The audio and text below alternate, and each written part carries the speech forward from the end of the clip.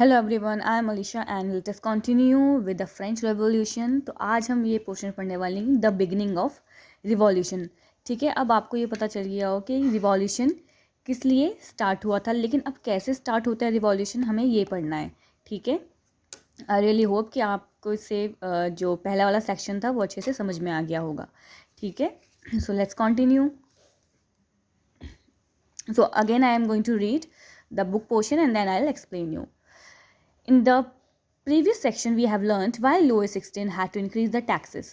How do you think he was able to increase the taxes? The monarch of the old regime in France had no power to impose or introduce taxes as per his own will. For this he had to summon a meeting of the States General which would then pass his proposals for new taxes. यानी कि monarch के पास absolute power तो थी, लेकिन वो सारे taxes का ये जो डिसीजन है वो अपने आप नहीं ले सकता था, उसे मीटिंग यानी कि बैठक बुलानी पड़ती थी। ठीक है, स्टेट्स की। अब आगे भी जो रिवॉल्यूशन होता है उससे पहले एक असेंबली कंडक्ट की जाती है लुई 16 द्वारा। उसके बाद ही फिर ये रिवॉल्यूशन जो है आगे स्टार्ट होता है। Okay, the states general was political body which comprised of the representatives sent by 3 states.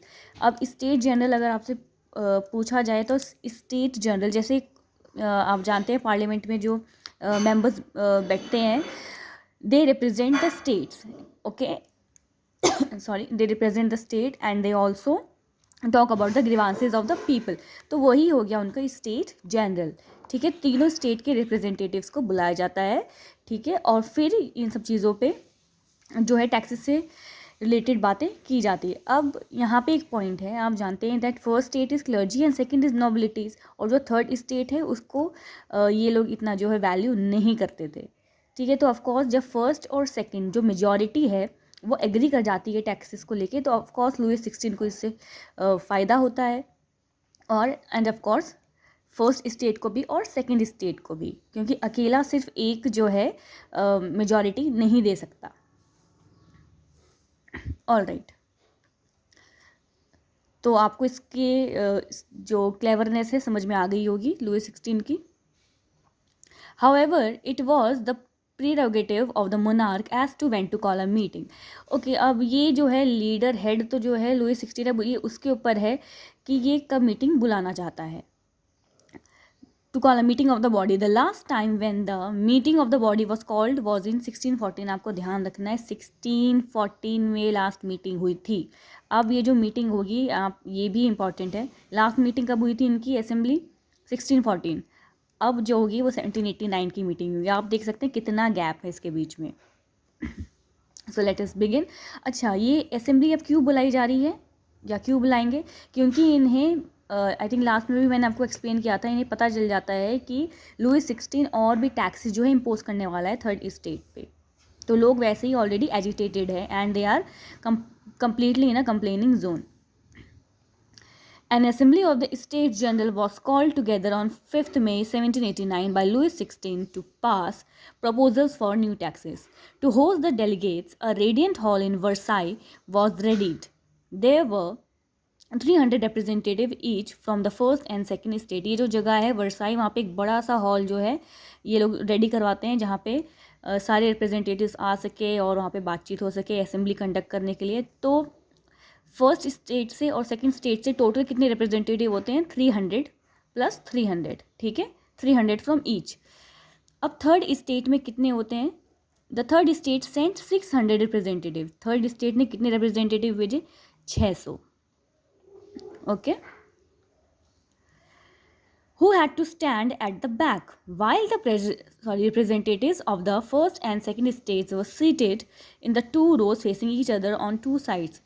The representation of the third state was done by its more prosperous and educated segment. Entry in the assembly denied peasants, artisans, and women. However, around 40,000 letters listing their grievances and demands were brought by the representatives with them. अब इनके साथ एक discrimination होता है। ये 600 representative भेजता है third state, ताकि उनकी बातों को रखा जाए और वो असेंबली में पार्टिसिपेट कर सके, क्योंकि ये उनका एक तरीका था अपनी गवर्नमेंट को चलाने का कि जो असेंबली के आएंगे तो तीनों स्टेट से, लेकिन डिस्क्रिमिनेशन क्या हो रहा है, जो first state and second state के जो मेंबर्स हैं, रिप्रेजेंटेटिव्स है, उन्हें आगे सीट पे बैठने का मौका दिया गया। और जाहिर सी बात है कि उनको उनकी बातों को ज़्यादा अहमियत यानी कि इंपॉर्टेंस दी जाएगी। जबकि जो 600 रिप्रेजेंटेटिव्स थे थर्ड पेजेंट स्टेट्स के, they were standing at the back, उन्हें पीछे खड़ा होना पड़ा था। और जबकि जो रिप्रेजेंटेटिव गया था थर्ड स्टेट से, वो एक एजुकेटेड सेगमेंट गया था, ठीक है। जैसे मैंने आपको लास्ट टाइम भी बताया था, ऐसा जरूरी नहीं है कि सारे के सारे ही पुअर पीपल थे, some of them were merchants, educated people, ठीक है। तो वो रिप्रेजेंटेटिव बन के गए थे थर्ड स्टेट की कंप्लेंट्स को और डिस्कशंस को आगे करने के लिए। और असेंबली में किसका आना अलाउड नहीं था, पेजेंट्स का, आर्टिसंस का एंड विमेन का, जो कि बहुत हद तक डिस्क्रिमिनेटरी है। हालांकि वो आ नहीं सकते थे, लेकिन उन्होंने 40,000 लेटर्स जो है लिखे थे।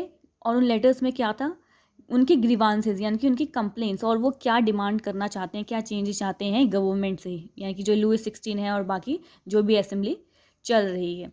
तो ये 600 रिप्रेजेंटेटिव उन ग्रीवांसेस को यानी कि 40,000 लेटर्स को लेकर आए थे। ऑलराइट, चलिए फटाफट से मैं पढ़ती हूँ अगला paragraph. In the past, voting in state general had been conducted on the principles of one state having one vote. Louis XVI was determined to follow the same practice this time also, but members of the states had different ideas. They demanded that voting this time should be conducted by the assembly as a whole, where each member would have one vote. बहुत important point है, अभी मैं आपको explain करूँगी। Lewis 16 को ये एक follow करना था रूल, जो कि वो पहले भी इसके जो एंसेस्टर्स थे उन्होंने भी ऐसे ही फॉलो किया था।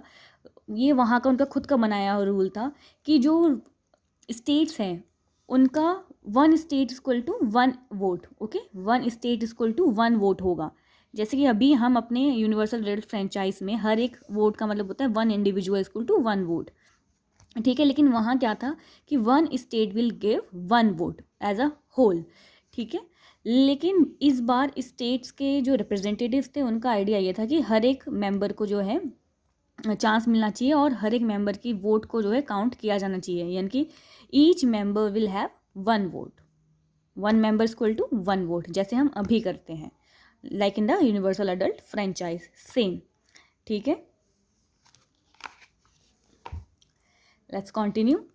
This was one of the democratic principles. Yes, इसलिए मैं आपको ये एग्जाम्पल दे रही थी। That was put forward by philosophers like Rousseau in his book. Social Contract में रूसो ने यही बात की गई है, ठीक है। लेकिन ये जो प्रपोजल था ये लुईस 16 ने रिजेक्ट कर दिया था, मतलब उसने इस चीज़ को एक्सेप्ट नहीं किया। वो अभी भी अपने वो ट्रेडिशनल वे पर ही अड़ा रहा।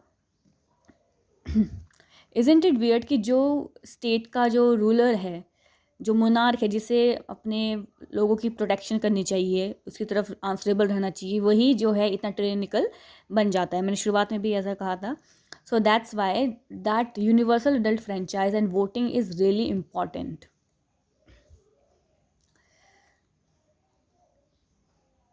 Just a second. Okay. This infuriated the members of the third state and they staged a walk out of the assembly in protest. Of course, जो थर्ड स्टेट के मेंबर्स थे उन्हें गुस्सा आया और वो असेंबली से बाहर हो गए और उन्होंने इस असेंबली को अपनी तरफ से खारिज कर दिया। उन्होंने इस चीज़ को नहीं माना, ठीक है। जो भी रिप्रेजेंटेटिव्स थे वो सब बाहर चले गए असेंबली से, बिकॉज उनकी बातों को नहीं रखा गया। The member representatives of the third state considered themselves to be the spokespersons for the whole French nation. They all assembled on 20th June in the hall of a tennis court in the grounds of Versailles.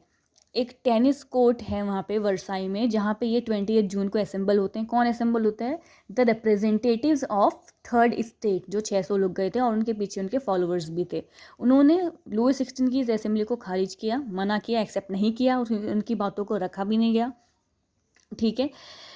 And now उन्होंने ये declare किया कि हम जो है हम पूरे France की आवाज़ बनेंगे, स्पोक्स पर्सन बनेंगे, ठीक है। और जो हम बोलते हैं वो हम अपने पूरे नेशन के लिए, हमारे नेशन के लिए ही जो है बातें करेंगे, ठीक है। ये सिर्फ हमारे लिए नहीं, ये पूरे फ्रांस के लिए है। ये क्रांति जो होगी ये फ्रांस की होगी, ठीक है। सो उन्होंने एक असेंबली वहाँ पे जमा करी 28 जून को इन अ टेनिस कोर्ट, जो कि वर्साई में है, where they declare themselves as a national assembly. और उन्होंने डिक्लेयर कर दिया कि हम एक नेशनल असेंबली, हम पूरे फ्रांस को रिप्रेजेंट करेंगे। Led by Mirabeau, it's Mirabeau, okay, इससे मीराबियो मत पढ़ना, okay, it's Mirabeau, led by Mirabeau and Absis. They swore that they will not move till such time the constitution of France limiting the powers of the monarch is drafted. Mirabeau was from a noble family. जो ये representative है मीराबाऊ, वो एक Nobel family को belong करता था, जबकि आप साइज जो है वो एक प्रीस्ट था, ठीक है। और उनका ये कहना था कि हम यहाँ से जब तक नहीं मूव करेंगे जब तक लुई 16 यानी कि जो मुनार्क है उसकी पावर को लिमिट नहीं किया जाता और ऐसा ड्राफ्ट जो है बनकर रेडी नहीं होता। All right, okay. So Mirabeau was convince that there was a need to do away with a society of feudal privileges. feudal privileges of course first and second states को मिल ही रहे थे, उनको हर तरीके के टैक्सेस से लेके प्रिविलेज से लेके हर तरीके की उन्हें सुविधाएं मिल रही थी, ठीक है। तो उसने इस चीज़ को मना किया कि फ्यूडल प्रिविलेज से हमें छुटकारा चाहिए, हमें इससे निकलना है।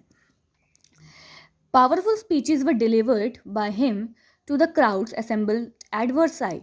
अ journal was also brought out by him, एक जर्नल भी उसने निकाला। जर्नल जैसे आपकी कोई डायरी हो सकती है, कोई पैम्फलेट, जिसमें उसने सारे पॉइंट्स लिखे कि ये वो क्या क्या चाहते हैं, और इन्होंने ऑलरेडी अपने आप को एक नेशनल असेंबली डिक्लेयर कर दिया था। Absis was basically a priest, okay, वो एक priest होते हैं। An influential pamphlet called What is the Third Estate, Absis ने एक बहुत ही इंपॉर्टेंट पैम्फलेट जो है जारी किया था, जो कि जिसका नाम था what is the third state, ठीक है। याद रखना किसने लिखा था, आप सीस ने, the what is the third state. The whole France was seething with turmoil while the national assembly was engaged.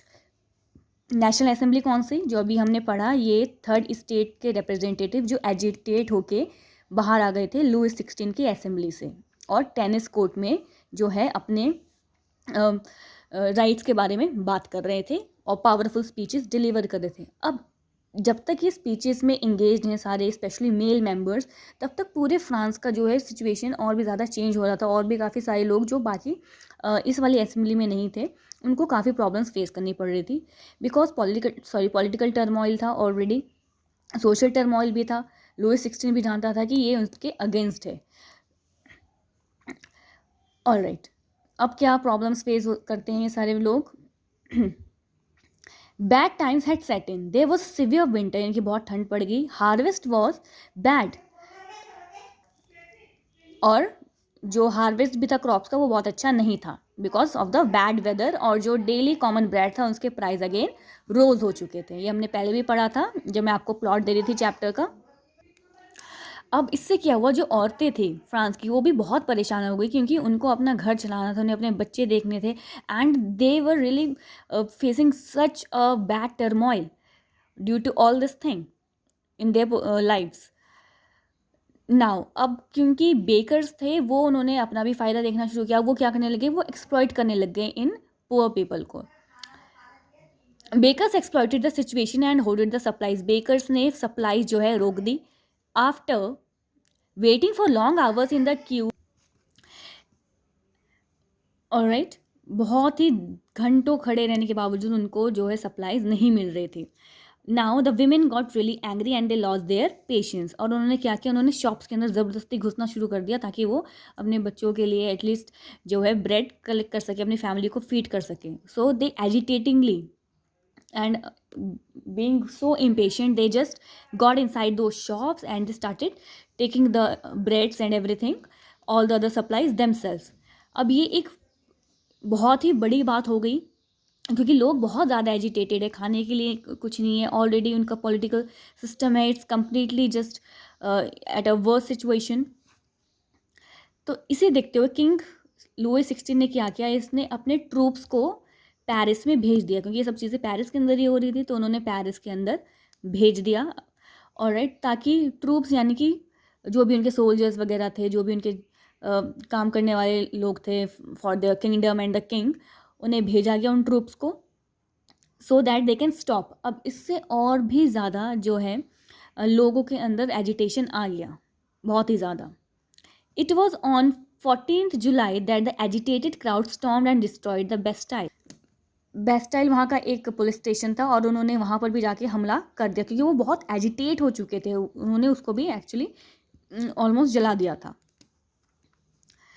The countryside was afire with rumours that they spread from village to village that the lords of the manor had engaged bands of outlaws to destroy the ripe cross। अब इसी के साथ साथ एक अफवाह फैलती है वहाँ पे, अब ये सच भी हो सकता है, क्या पता, और हर एक गांव में फैल गया, हर एक लोगों के पास जाके ये बात पहुँची कि जो लैंडलॉर्ड्स हैं उन्होंने डिसाइड किया है, जो कि लुई 16 के बहुत ज़्यादा वफादार हैं, उन्होंने ये डिसाइड किया है कि जो ये किसान हैं, जो पेजेंट लोग हैं, इनकी क्रॉप्स को बर्बाद कर दिया जाए, क्योंकि वो मान नहीं रहे थे, वो ऑलरेडी एजिटेटेड थे, तो उनको कोई स्टेप समझ में नहीं आया होगा, तो शायद इन्होंने डिसाइड किया है कि वो उनकी क्रॉप्स को, राइप क्रॉप्स को बर्बाद कर देंगे। The frenzy of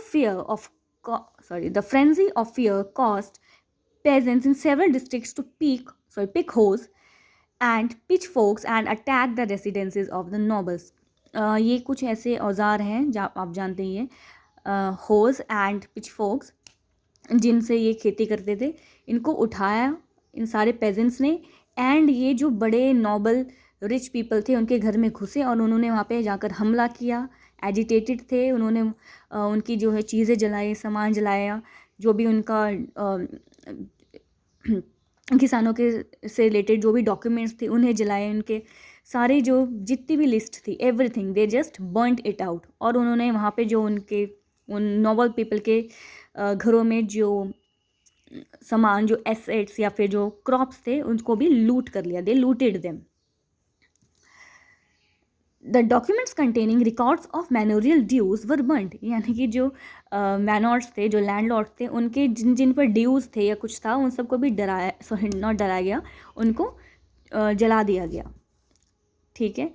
और वो ड्यूज़ ऐसे हो सकते हैं कि इन्होंने भी ड्यूज़ लिए हों किसी से, या फिर इन्होंने पेजेंट्स को ड्यूज़ दिए हों, ओके, पेजेंट्स के ऊपर कुछ ड्यूज़ लगाए हों, शायद टैक्सेस के बेस पे भी हो सकता है, तो उन सब चीज़ों को जला दिया गया।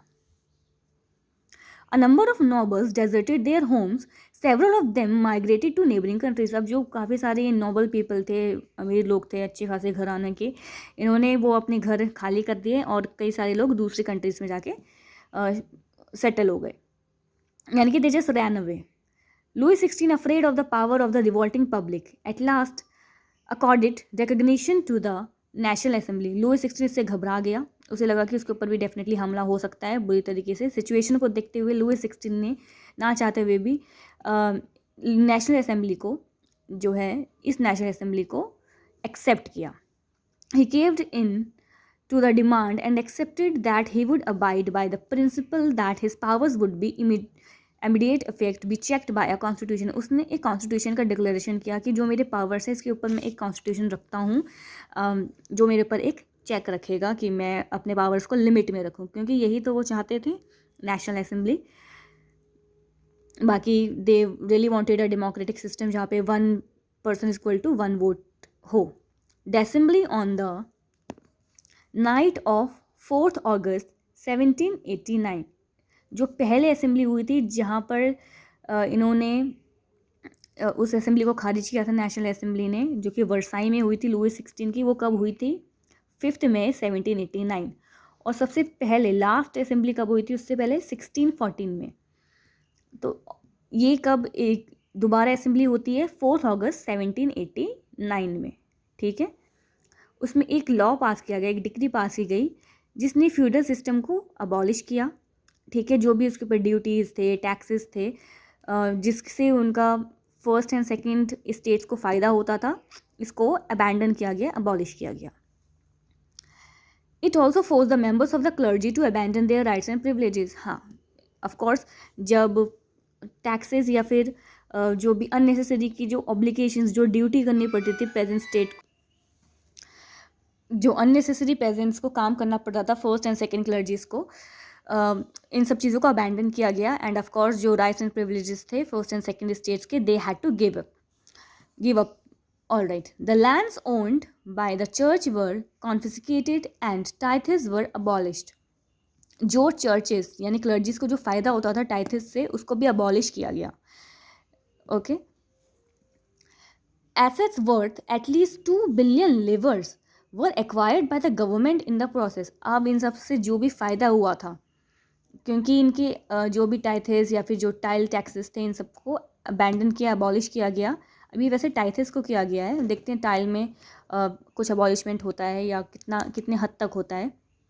ठीक है, तो around 2 billion levers assets acquire किया था गवर्नमेंट ने, क्योंकि ये वही एसेट्स है जो इन्होंने पेजेंट स्टेट से एक्वायर किया था सम वे और the other, whether in terms of taxes, obligations etcetera. I hope कि आपको इतना समझ में आया होगा कि डिवॉल्यूशन आखिर किस लिए हुआ। अब नेक्स्ट वीडियो में हम आगे इसको रीड करेंगे, कॉन्स्टिट्यूशनल मोनार्की के बारे में। ऑलराइट, ये आपका बहुत मेन था जो अभी मैंने आपको एक्सप्लेन किया। So alright, I will meet you in the next video. Till then, bye bye, take care.